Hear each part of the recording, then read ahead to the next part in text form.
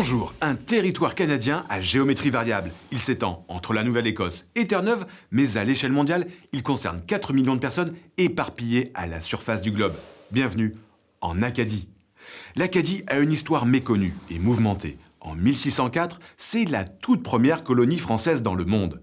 Les Britanniques, en quête de suprématie en Amérique, soumettent la région en 1713. En 1755 débute le Grand Dérangement, soit la déportation tragique de 12 000 Acadiens.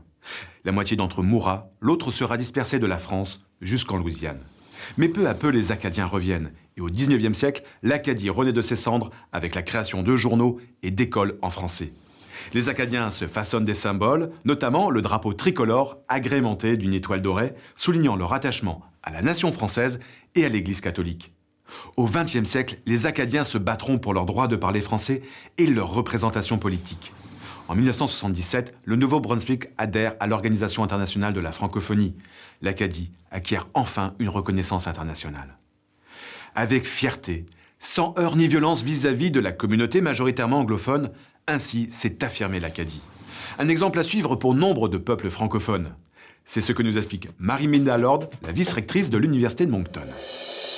C'est un peuple qui a réussi à se doter d'une infrastructure de gouvernance un peu parallèle à celle du gouvernement pour pouvoir s'autogérer.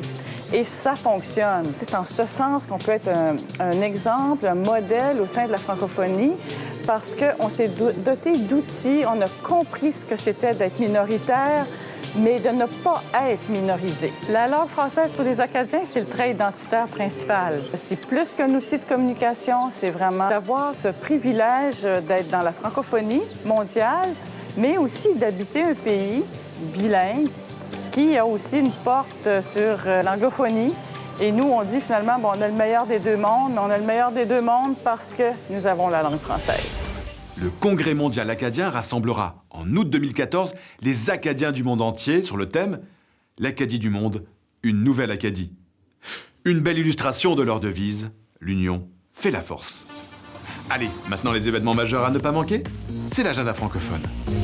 Au Canada, à Vancouver, le festival d'été francophone du 13 au 21 juin.